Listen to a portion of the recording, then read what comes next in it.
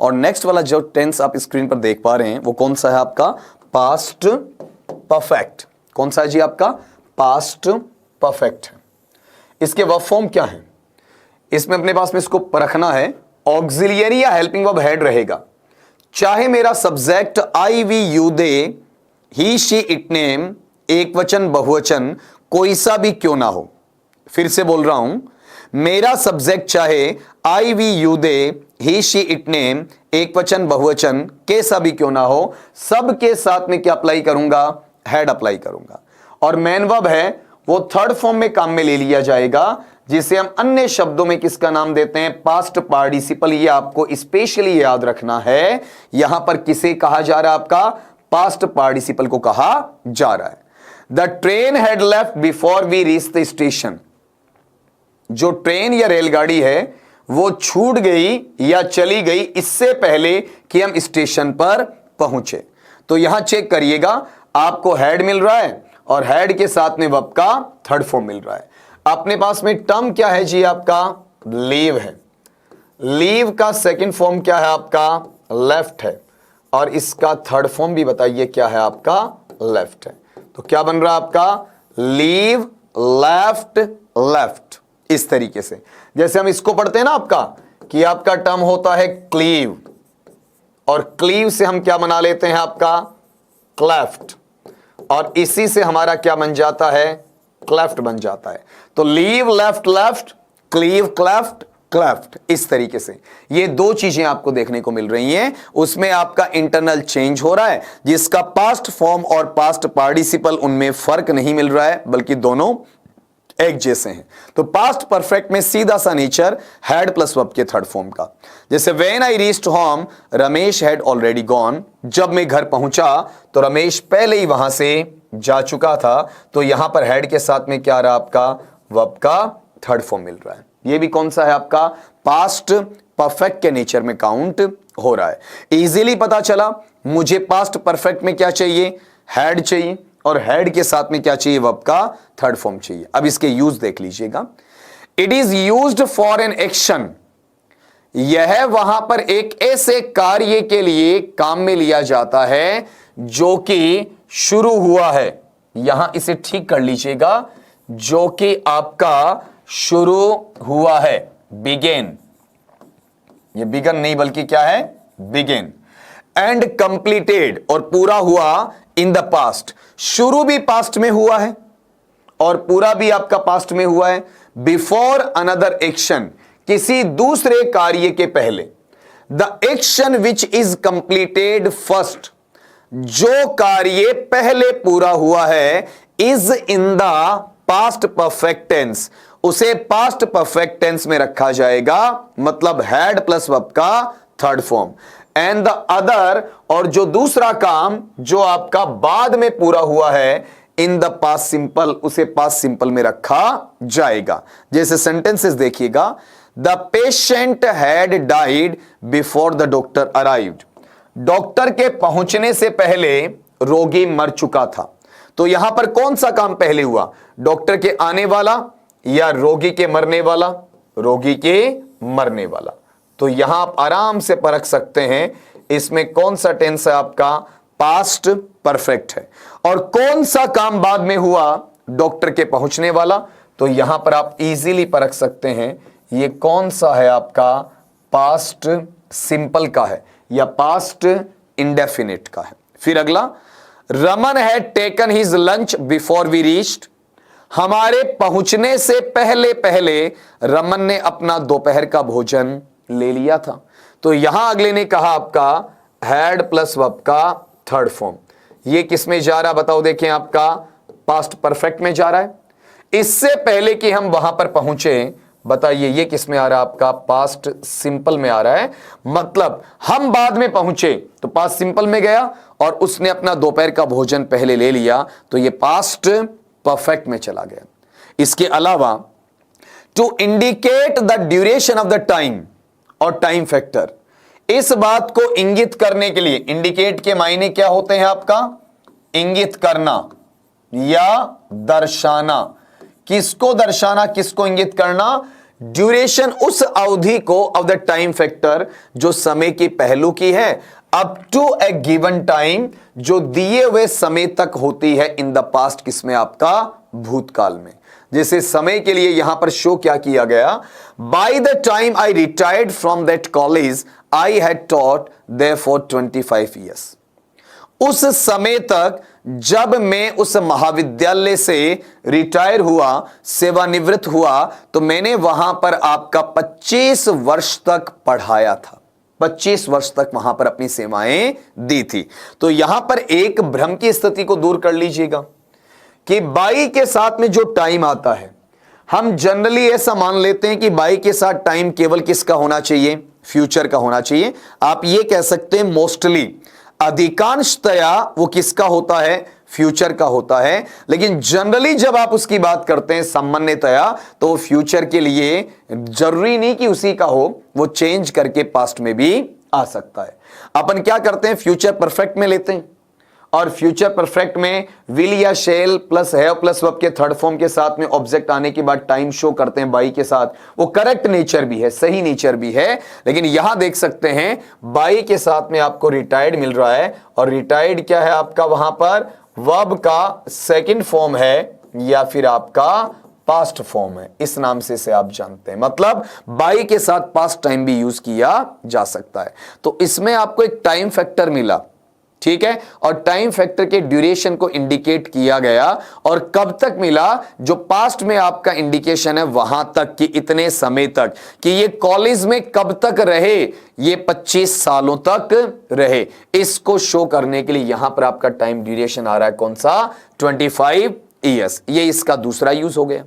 तीसरा यूज हम पर रखते हैं इन कंडीशनल सेंटेंसेस, शर्तात्मक वाक्यों के अंदर इट इंडिकेट्स, ये इंगित करता या दर्शाता है एक कंडीशन, एक ऐसी स्थिति को, और सपोजिशन या एक ऐसी कल्पना को not fulfilled in the past, जिसे भूतकाल में पूरा नहीं किया गया हो, जो आपके पीछे के समय में पूरी नहीं हुई हो। इन कंडीशनल सेंटेंसेस, शर्तात्मक वाक्य के अंदर यह इंडिकेट करता है, इंगित करता है उस स्थिति को, उस कल्पना को जो कि पास्ट में पूरी नहीं हुई है। जैसे एग्जांपल लेते हैं आपका, if you had worked hard you would have passed. अगर आपने कठोर मेहनत की होती, अगर आपने कठोर मेहनत की होती तो आप उत्तीर्ण हो जाते, आप पास हो जाते।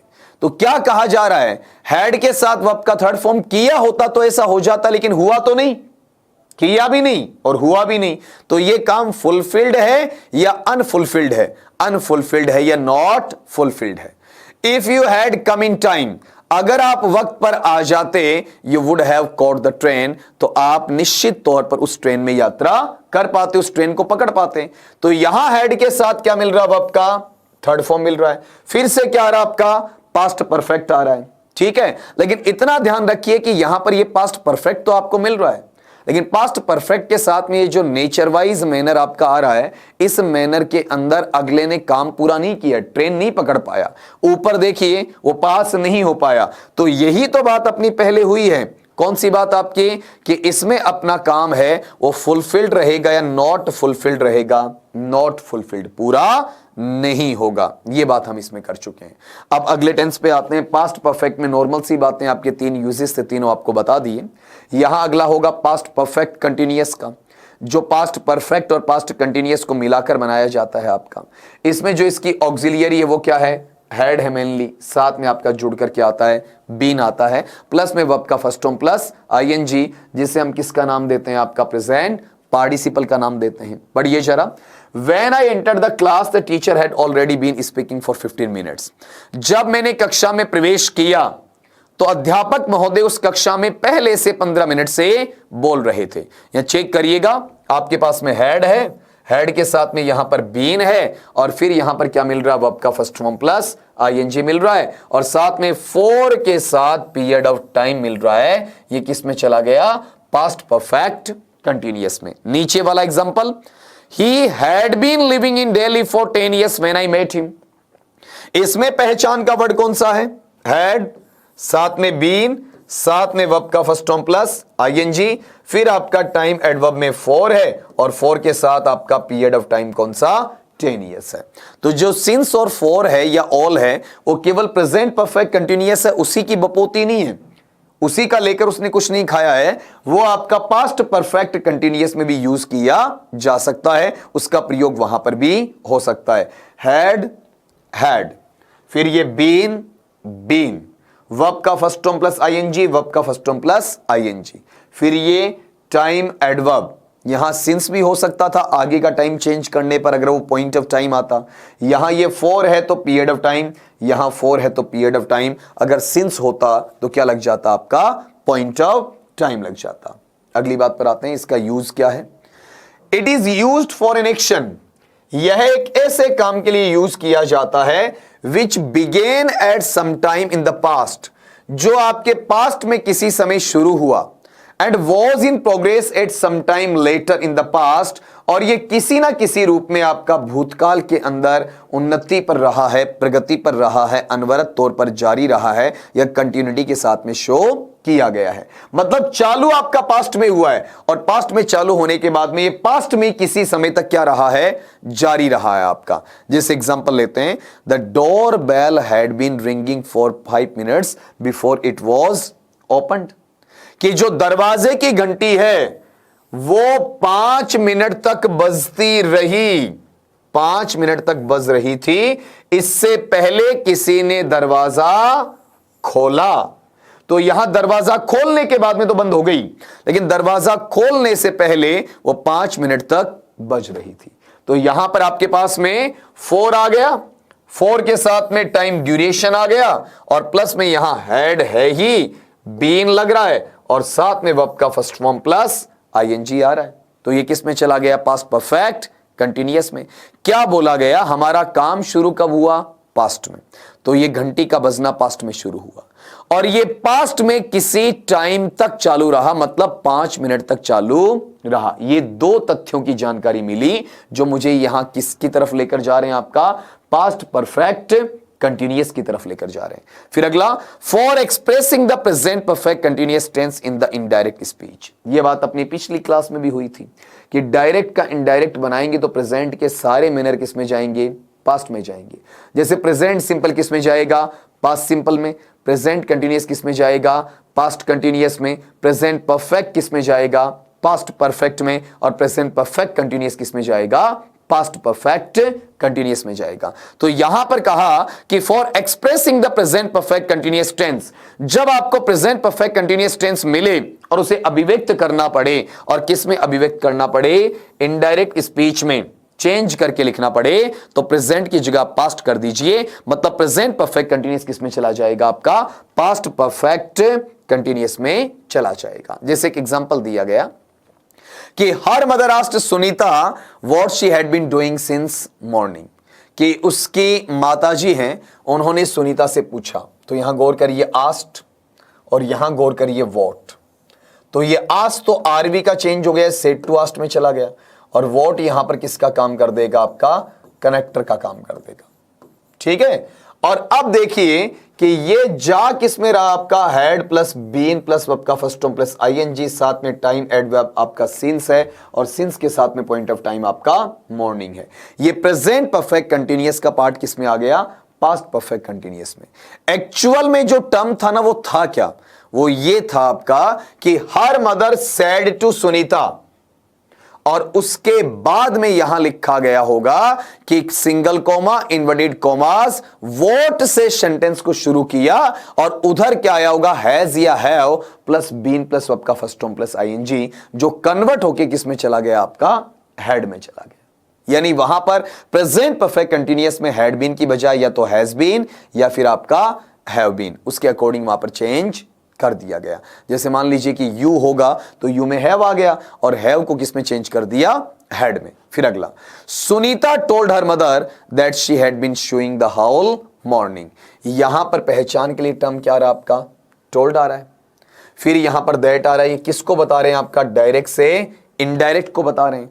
इसमें जो आपका हैव बीन या हैज बीन था उसे किस में चेंज किया गया, हैड बीन में। प्लस में वर्ब का फर्स्ट फॉर्म प्लस आईएनजी आ ही रहा है आपका, और फिर यहां पर द होल मॉर्निंग, ये किसको शो कर रहा है आपका, पॉइंट ऑफ टाइम को शो कर रहा है।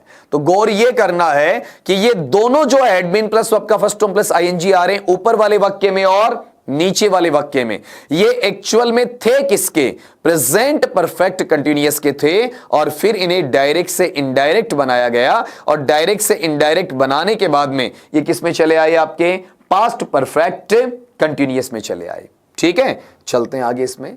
अब अगला पार्ट लेते हैं अपन, फ्यूचर इंडेफिनिट। ये बात अपन कर चुके हैं।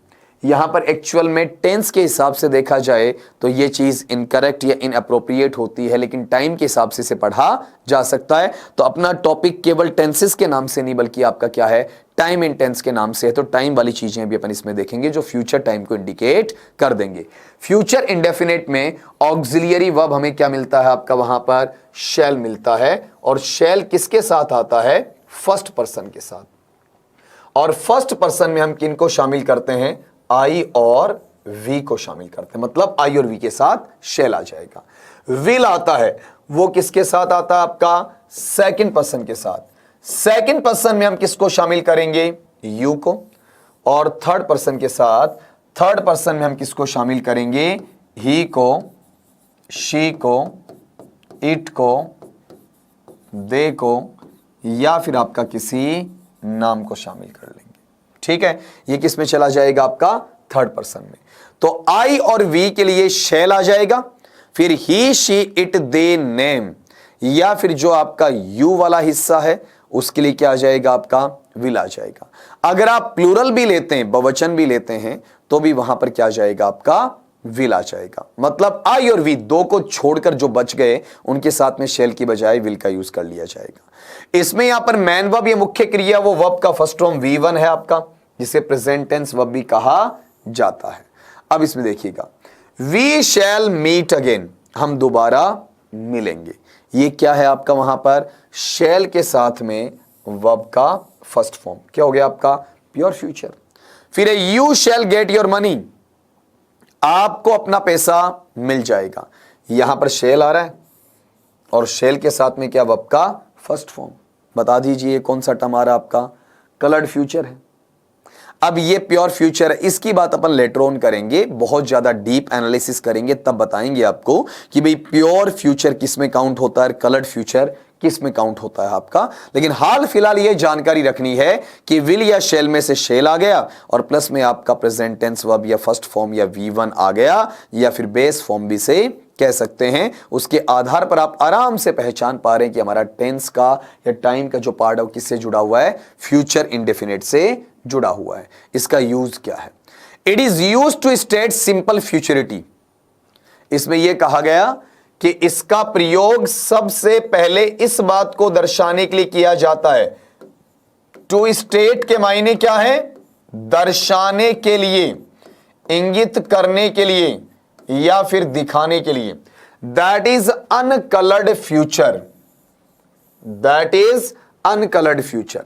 अनकलर्ड का मतलब क्या है, जिसका भविष्यत काल बिल्कुल साधारण अवस्था में होता है, कोई पॉम्प एंड शो नहीं है, कोई दिखावा नहीं है, किसी प्रकार के लिए वहां पर उसमें आर्टिफिशियलिटी नहीं है आपका। जैसे सेंटेंस लिखा जाए, आई शैल बी 51 नेक्स्ट ईयर, कि अगले वर्ष में 51 वर्ष का हो जाऊंगा। अब यहां पर शैल के साथ में वर्ब का फर्स्ट फॉर्म आ रहा है, और ये सिंपल फ्यूचर है आपका कि भाई उसके कहने ना कहने से फर्क नहीं पड़ेगा, ना कहे तो भी बंदा 51 का होगा ही। आप वो झूठ बोल दे तो भी गलत है आपका, वो 51 का ही रहेगा आपका। The train will arrive at 2 PM, यहां पहचानने के लिए मेरे पास विल आ रहा है, और विल के साथ में यहां वर्ब का फर्स्ट फॉर्म अराइव आ रहा है। ट्रेन 2 बजे आएगी, मतलब 2 बजे आएगी, ये क्या है आपका एक सिंपल एस्पेक्ट है, और उसी सिंपल एस्पेक्ट के साथ में इसे वहां पर आपका चेक किया जा रहा है। ऊपर वाला भी सिंपल है, नीचे वाला भी सिंपल है, तो जो सिंपल का पार्ट होता है वो कलर की बजाय किस में जाता है आपका, अनकलर्ड फ्यूचर में जाता है। मतलब उसमें किसी प्रकार के अलग कोई रंग नहीं भरे हुए हैं, किसी प्रकार की कोई अलग थीम या फिर कोई फीचर आपका नहीं डाला गया है। अब इसके अंदर एक चीज आपको देखनी है, जैसे अपन यहां पर गौर क्या कर रहे हैं वो देखिएगा। जो ये चीज मैंने कहा प्योर फ्यूचर और कलर्ड फ्यूचर वाला, इसको सिंपली पढ़िएगा। साधारण या शुद्ध भविष्य जिसे आप प्योर फ्यूचर का नाम देते हैं, और रंजित भविष्य जिसे आप कलर्ड फ्यूचर में नाम देते हैं, उन दोनों में डिफरेंस होता है, फर्क होता है। साधारण भविष्य केवल भविष्य में घटने वाली बात बताता है, और जो रंजित भविष्य जिसे आप कलर्ड फ्यूचर कहते हैं, वो आपकी विलिंगनेस क्या है, आपकी खुद की इच्छा या स्वीकृति क्या है, आपने किसी से प्रॉमिस या वायदा किया है क्या, आपने किसी को वहां पर थ्रेट का मतलब आपने किसी को वहां पर धमकी दी है क्या, उसकी बात है, या फिर आपका डिटर्मिनेशन या फिर दृढ़ निश्चय क्या है।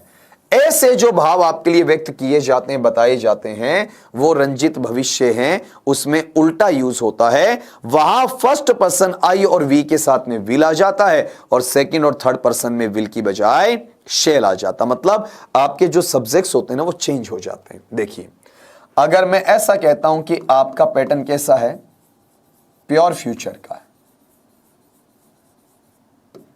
तो प्योर फ्यूचर के अंदर आप ये करेंगे आई और वी, इनके साथ में किसका यूज करेंगे, शेल का यूज करेंगे, और जो जितने भी रिमेनिंग रह गए,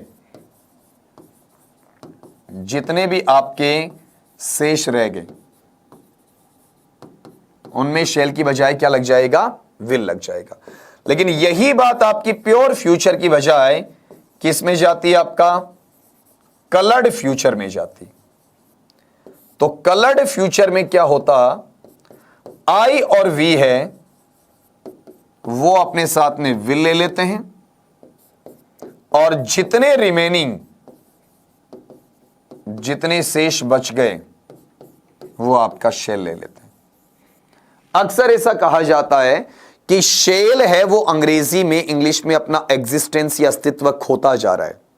तो भाई ये कोई डायनासोर तो है नहीं जो विलुप्त हो गया, ये अपना एग्जिस्टेंस बरकरार रखेगा। जितना महत्वपूर्ण विल है उतना ही महत्वपूर्ण कौन है, शेल है। शेल का अपना एग्जिस्टेंस है, चाहे आप प्योर फ्यूचर की बात कर लें, चाहे आप कलर्ड फ्यूचर की बात कर लें। जैसे आप किसी से प्रॉमिस करते हैं, थ्रेट करते हैं, चैलेंज करते हैं, डिटर्मिनेशन देते हैं, डेडिकेशन देते हैं, डिवोशन शो करते हैं, विलिंगनेस की बात आती है आपके लिए, वहां पर प्रॉमिस की बात हो सकती है, कमिटमेंट की बात हो सकती है आपके लिए। अगर ऐसा पार्ट आता तो वहां प्योर फ्यूचर की बजाय कलर्ड फ्यूचर होगा, या जो नॉर्मल फ्यूचर आप शो करते हैं वो किस में चला जाएगा, आपका प्योर फ्यूचर में चला जाएगा। तो क्यों ना इसके एग्जांपल्स अपन देखें वहां पर कि I will return your book, मैं आपसे वादा करता हूं कि तुम्हारी पुस्तक या आपकी पुस्तक आपको लौटा दूंगा। तो प्रॉमिस आते ही ये जो आई था ना, वो शेल की बजाय क्या ले रहा है, विल ले रहा है। फिर नीचे you shall have your money, तुम्हें तुम्हारा पैसा मिलेगा। आप अगले से क्या कर रहे हैं, वायदा कर रहे हैं। तो यहां जो आपका यू है, यू विल की बजाय किसको प्रेफर कर रहा, बताओ, आपका शेल को प्रेफर कर रहा है। क्यों प्रेफर कर रहा है, क्योंकि हमें इन दोनों सेंटेंसेस में किसका भाव दिया जा रहा, बताओ, आपका प्रॉमिस का भाव दिया जा रहा, उसी के आधार पर इसे डील किया जा रहा है। तो अर्थात अपने पास में जो साधारण भविष्य है, या फिर आपका रंजित भविष्य है, प्योर फ्यूचर है, या फिर कलर्ड फ्यूचर है, उसमें आपका एक हल्का सा फर्क पाया जाता है।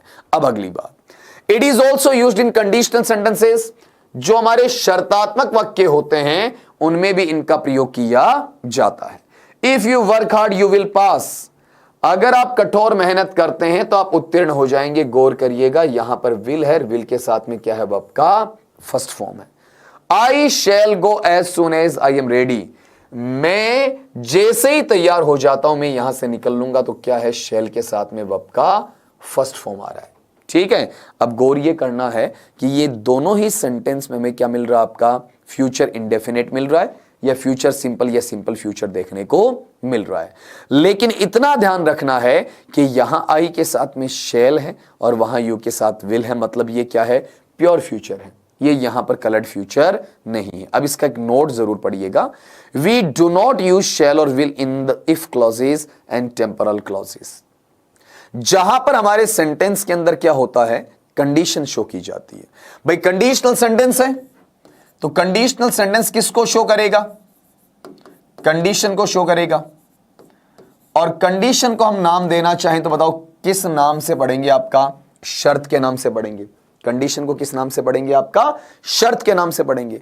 और जो शर्त को बताने वाला क्लॉज होता है उस क्लॉज को हम किसका नाम देते हैं, इफ क्लोज का नाम देते हैं, और इफ क्लोज का नाम ना दें तो उसे किसका नाम दिया जाता है? आपका टेम्पोरल क्लोज का नाम दिया जाता है। बताइए उसे किसका नाम दे देंगे? आपका टेम्पोरल क्लोज का नाम दे देंगे। कहा क्या जा रहा है? हमारे इफ क्लोज या टेम्पोरल क्लोज के अंदर हम विल या शेल का यूज नहीं करेंगे। खाली विल या शेल की बात नहीं है, कोई दूसरा मॉडल भी यूज नहीं होगा। अलग से आप जानना चाहें तो आप यह याद रख सकते हैं कि इफ क्लोज या टेम्पोरल क्लोज में किसी भी मॉडल का यूज नहीं होगा।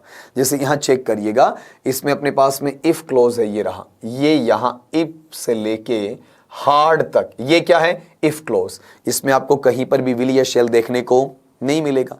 नीचे वाले में ये जो पार्ट है कौन सा? एज सून एज से लेके रेडी तक, ये आपका टेम्पोरल क्लोज है। इसमें भी आपको विल या शेल देखने को नहीं मिलेगा। तो ये जो विल या शेल आएगा ये इफ क्लोज की बजाय किस में चला जाएगा? आपका रिजल्ट क्लोज में।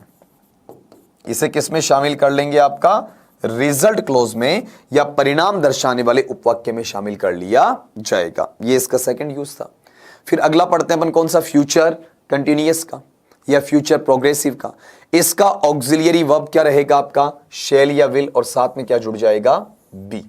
और प्लस में यहां पर क्या आ रहा है बताओ? देखें, आपका आईएनजी फॉर्म आ रहा है। ठीक है, प्रेजेंट पार्टिसिपल कह सकते हैं इसे आपका। अब इसमें सिंपल इस सेंटेंस को पहचान लेंगे कि फ्यूचर कंटिन्यूअस का है कि नहीं। ही will be playing football in the evening, वह शाम को फुटबॉल खेल रहा होगा।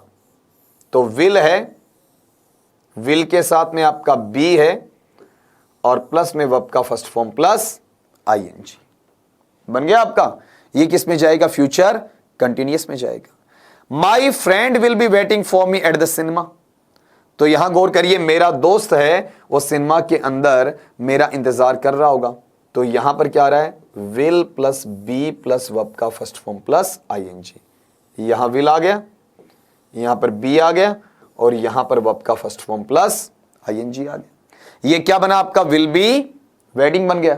अब ये दोनों ही will plus be plus verb का first form plus ING, will plus be plus verb का फर्स्ट फॉर्म प्लस आईएनजी किसको इंडिकेट कर रहे हैं? फ्यूचर कंटिन्यूअस को। मतलब फ्यूचर कंटिन्यूअस तो पहचान लोगे भाई, शेल या विल के साथ बी होना चाहिए, प्लस में क्या आना चाहिए? वर्ब का फर्स्ट फॉर्म प्लस आईएनजी आना चाहिए। इसके यूज देखते हैं अपन।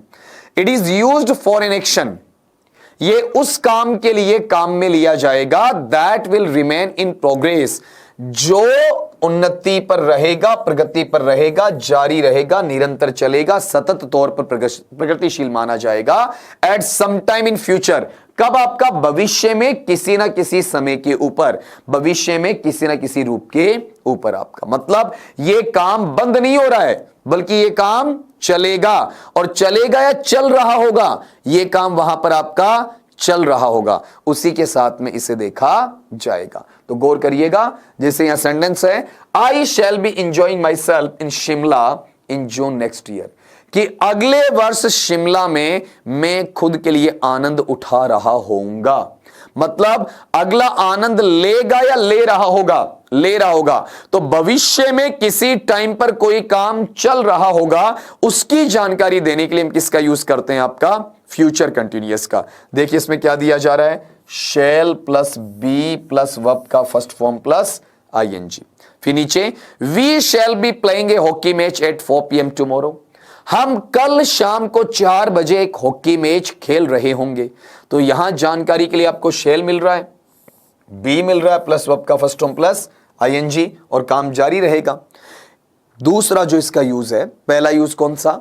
कि ये जो अपना वर्क या एक्शन या एक्टिविटी है वो फ्यूचर टाइम में समटाइम कहीं ना कहीं किसी ना किसी समय पर क्या रहेगी? प्रोग्रेस में रहेगी। दूसरा यूज क्या है? It is used for future plans, इसे भविष्य की योजनाओं के लिए काम में लिया जाता है।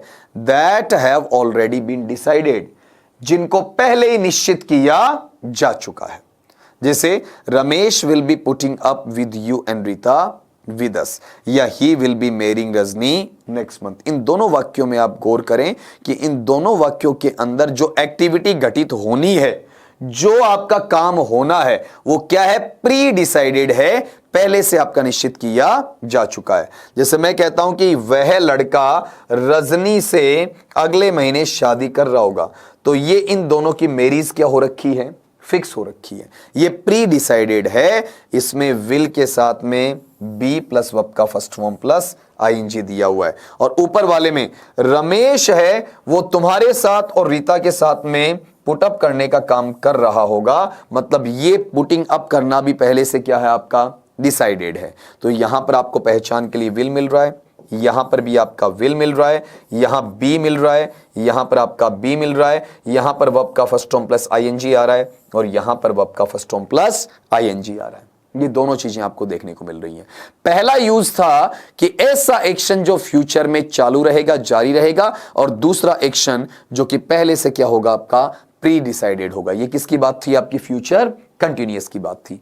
अब अपन बात करेंगे यहां पर फ्यूचर परफेक्ट की बात करेंगे। देखिए इसके वर्ब फॉर्म में हमें क्या मिल रहा है, शैल या विल, ये तो चल ही रहा है, साथ में क्या जुड़ेगा? हैव। पहले वाले में क्या था आपका? बी था, इस बार क्या है? शैल या विल।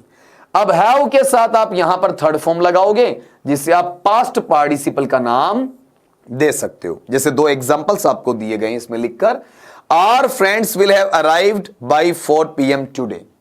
हमारे दोस्त आज 4 बजे तक पहुंच जाएंगे या पहुंच चुके होंगे। मैंने कहा था ना कि बाई के साथ में फ्यूचर टाइम आ सकता है, तो ये बाई के साथ फ्यूचर टाइम है। फिर नीचे I shall have finished my book by tomorrow. मैं अपनी किताब का पढ़ने का या लिखने का जो भी काम है वो आने वाले कल तक पूरा कर चुका होऊंगा। तो यहां पर मुझे क्या मिल रहा है? बाई मिल रहा है, और बाई के साथ में बताओ क्या आ रहा है आपका? टाइम आ रहा है। तो ये जो बाई प्लस टाइम आपको देखने को मिल रहा है, ये बाई प्लस टाइम भी किस में जाएगा जी? आपका वहां पर ये फ्यूचर में जाएगा, लेकिन ये फ्यूचर परफेक्ट में आ रहा है। और ये हमने पढ़ा था पास्ट सिंपल, ये सिंपल पास्ट के अंदर, कि अपने पास में बाई प्लस टाइम में बाई के साथ हमेशा फ्यूचर टाइम होना जरूरी नहीं है। बाई के साथ जरूरत पड़ने पर आप पास्ट टाइम भी काम में ले सकते हैं। अगर काम पूरा हो गया है तो पास्ट टाइम में ले जाएं, और काम फ्यूचर की बात दर्शाना चाहता तो फ्यूचर परफेक्ट में ले जाएं। ये दोनों फ्यूचर परफेक्ट वाले हैं। यहां पर विल मिला, विल के साथ में हैव आ गया, और प्लस में वर्ब का थर्ड फॉर्म आ गया। यहां पर शेल आ गया, शेल के साथ में आपका हैव आ गया, और प्लस में क्या आ गया? वर्ब का थर्ड फॉर्म आ गया। तो ये जो चीजें हैं विल हैव प्लस वर्ब का थर्ड फॉर्म, या फिर ये जो चीजें हैं शेल हैव प्लस वर्ब का थर्ड फॉर्म, ये फैक्टर किसके लिए? आपका फ्यूचर परफेक्ट के लिए। तो फ्यूचर परफेक्ट को पहचानने के लिए जो हमारा वर्ब फॉर्म रहेगा वो रहेगा विल या शेल प्लस में हैव, और साथ में क्या आना चाहिए? पास्ट पार्टिसिपल या V3 या फिर वर्ब का थर्ड फॉर्म आना चाहिए, जैसा कि इन दो एग्जांपल्स में आपने देखा। अब इसका यूज क्या हो सकता है? It is used for an action, ये उस काम के लिए यूज किया जाएगा दैट विल बिगिन, जो शुरू होगा, एंड बी कंप्लीटेड, और खत्म भी होगा at some given time in future, भविष्य के किसी दिए हुए समय के ऊपर। मतलब शुरू भी कब होगा? फ्यूचर में, और खत्म भी कब होगा? फ्यूचर में। This tense is usually associated with by and by the time. सामान्यतया देखा जाता है कि इसमें आपका प्रयोग के लिए बाई मिल जाता है, या फिर आपको क्या मिल जाता? बाई द टाइम मिल जाता है। अगर बाई मिलता है तो बाई के साथ में कोई आपका टाइम वर्ड दे दिया जाएगा, या फ्यूचर टाइम है उसको इंडिकेट करने की बात भी आपको करवा दी जाएगी। ठीक है, तो मतलब ये है कि बाई प्लस टाइम वर्ड आ सकता है फ्यूचर का, या फिर बाई द टाइम हो सकता है। लेकिन ध्यान ये रखना है कि फ्यूचर के अंदर ही काम शुरू होना चाहिए, और फ्यूचर के अंदर ही काम कंप्लीट हो जाना चाहिए। यहां देखिएगा, in 3 months he will have written 2 books, कि 3 महीने के अंदर अंदर वो 2 किताबें लिख चुका होगा। तो यहां पर गौर करिए, अभी काम चालू नहीं किया है। चालू कब करेगा जी? आपका वहां पर वो आगे करेगा, और खत्म भी कब होगा? आपका आगे हो जाएगा। यहां पर मुझे विल मिल रहा है, विल के साथ में हैव मिल रहा है, और प्लस में वर्ब का third form write, wrote, written वाला मिल रहा है। अब नीचे वाला जो सेंटेंस है, उस सेंटेंस के अंदर आपको चेक करना है, यहां वाले हिस्से के अंदर देखिए जरा, द पॉपुलेशन ऑफ जयपुर, जो जयपुर की जनसंख्या है, विल हैव क्रॉस 30 lakhs, वो 30 लाख से ज्यादा हो जाएगी बाई 2025, 2025 तक आते आते। आप यहां पर इसको और एडिट करके डाल सकते हैं। आप यहां पर 30 की बजाय डाल सकते हैं कि साहब ये लो, जनसंख्या दिन ब दिन बढ़ती जा रही है, हम कितना कर दें इसे? आपका 80 lakhs कर दें, 80 लाख कर दें। तो यहां पर पहली बात तो पहचान की यह है कि ये अपने पास में फ्यूचर परफेक्ट है या नहीं। तो विल आ गया, प्लस में हैव आ गया, और प्लस में क्या आ गया? वर्ब का थर्ड फॉर्म आ गया। Will plus have plus verb का थर्ड फॉर्म। अब इसके बाद में मुझे बाई के साथ टाइम दिया गया, तो यहां जो बाई के साथ टाइम है वो कौन सा रहेगा, 2025 वाला। हां, बाई के साथ अगर मैं पीछे का टाइम देता हूं तो गलत होगा, क्योंकि वो काम पास्ट में पूरा हो जाना चाहिए, यहां पूरा नहीं होगा। यहां जयपुर की जनसंख्या दिन ब दिन बढ़ती जा रही है और वो 2025 तक जाते जाते इतनी हो सकती है, ऐसा अनुमान लगाया गया। वो अनुमान आपका गलत भी हो सकता है, वो अनुमान आपका सही भी हो सकता है, लेकिन इसे उस कार्य के लिए प्रयोग करेंगे जो आपका फ्यूचर में ही तो शुरू होगा और फ्यूचर में ही क्या हो जाएगा दोस्तों, आपका खत्म हो जाएगा। अगली बात जो अपन पढ़ रहे हैं वो किसकी है, आपका फ्यूचर परफेक्ट कंटिन्यूअस की है। फ्यूचर परफेक्ट कंटिन्यूअस में हमारे लिए हमारा ऑक्सिलियरी क्या मिलेगा, शैल या विल मिलेगा, प्लस में क्या जाएगा, हैव बीन आ जाएगा, और इसमें वर्ब के फर्स्ट फॉर्म में आईएनजी जुड़ेगा, जिसे प्रेजेंट पार्टिसिपल का नाम दिया जाता। जैसे एक एग्जांपल लेते हैं, by the end of this year, इस वर्ष के अंत तक आते आते, I shall have been teaching in this college for 19 years. मैं 19 वर्षों से इस महाविद्यालय में पढ़ा रहा होऊंगा। यह तो इसका शाब्दिक अर्थ निकल आया। यहां शैल मिल रहा है, हैव मिल रहा है, और प्लस बीन के साथ वर्ब का फर्स्ट फॉर्म प्लस आईएनजी मिल रहा है। ये किस में चला गया, आपका फ्यूचर परफेक्ट कंटिन्यूअस में। फिर नीचे वाला सेंटेंस है, man will have been living in space in a few 100 years. आदमी है वो आपका अंतरिक्ष के अंदर कुछ सैकड़ों वर्ष में रहना शुरू कर देगा। विल आ रहा है, प्लस हैव आ रहा है, प्लस बीन आ रहा है, और प्लस में वर्ब का फर्स्ट फॉर्म प्लस आईएनजी आ रहा है। ये भी किस में जाएगा, आपका फ्यूचर परफेक्ट कंटिन्यूअस में चला जाएगा। लेकिन एक बात ये ध्यान दीजिए कि इसमें अपने पास में एक्शन किसका है, प्रेजेंट का है, पास्ट का है या फ्यूचर का है। ऑब्वियसली किसका है, फ्यूचर का है। तो ये तो अपन ने सीखा कि इसका वर्ब फॉर्म क्या है, शैल या विल है, और प्लस में हैव बीन है, प्लस में आईएनजी फॉर्म है। जैसे यहां पर shall plus have plus been plus verb का फर्स्ट फॉर्म प्लस आईएनजी, और यहां पर will plus have plus been plus verb का फर्स्ट फॉर्म प्लस आईएनजी मिल रहा है। अब अगली बात देखते हैं, इसका यूज क्या है। एक मोटा मोटा सिंपल सा यूज है इसका, कि it is used to express the duration. इसे काम में लिया जाता है, अभिव्यक्त करने के लिए प्रयुक्त किया जाता है उस अवधि को, ऑफ एन एक्शन, जो उस काम की है, अप टू ए पॉइंट, एक उस बिंदु तक, अ पर्टिकुलर टाइम, जो किसी खास समय को दर्शाता है इन द फ्यूचर, किसमें, आपका भविष्य में। कुल मिलाकर इसका प्रयोग हमें ऐसे काम को बताने के लिए किया जाता है जो हमारे पास्ट टाइम है, ठीक है, और हमारे फ्यूचर टाइम है या फिर हमारे प्रेजेंट टाइम है, उससे स्टार्ट हो जाता है और होने के बाद में किसी अवधि तक जाते जाते वो हल्का सा पूरा हो जाता है, लेकिन वो कंप्लीट नहीं रहता है। उसके बाद भी वो काम क्या रहता है, आपका जारी रहता है। जैसे एग्जांपल लेते हैं, he will have been waiting for his wife for 4 hours at 3 o'clock tomorrow. कि आने वाले कल को 3 बजे वह अपनी पत्नी का 4 घंटे से इंतजार कर रहा होगा। तो यहां पहचान के लिए विल मिल रहा है, हैव मिल रहा है, बीन मिल रहा है, वर्ब का फर्स्ट फॉर्म प्लस आईएनजी मिल रहा है। ये किस में चला गया, फ्यूचर परफेक्ट कंटिन्यूअस में। लेकिन जो काम शुरू हुआ है, जैसे काम शुरू कब होगा, आपका फ्यूचर में होगा। काम है क्या, अपनी पत्नी का इंतजार करना। कितने घंटों से, 4 घंटों से, और कितनी बजे तक, आपका 3 बजे तक। और कब की बात है, यस्टरडे की है, टुडे की है, या टुमारो की है, टुमारो की है। वो चीज इसमें आपकी डाली गई। मतलब यही है कि अपना कोई भी एक्शन जो कि पर्टिकुलर टाइम पर क्या रहेगा, फ्यूचर में आपका जारी रहेगा, उसके लिए हम किसका यूज कर सकते हैं, आपका फ्यूचर परफेक्ट कंटिन्यूअस का यूज कर सकते हैं।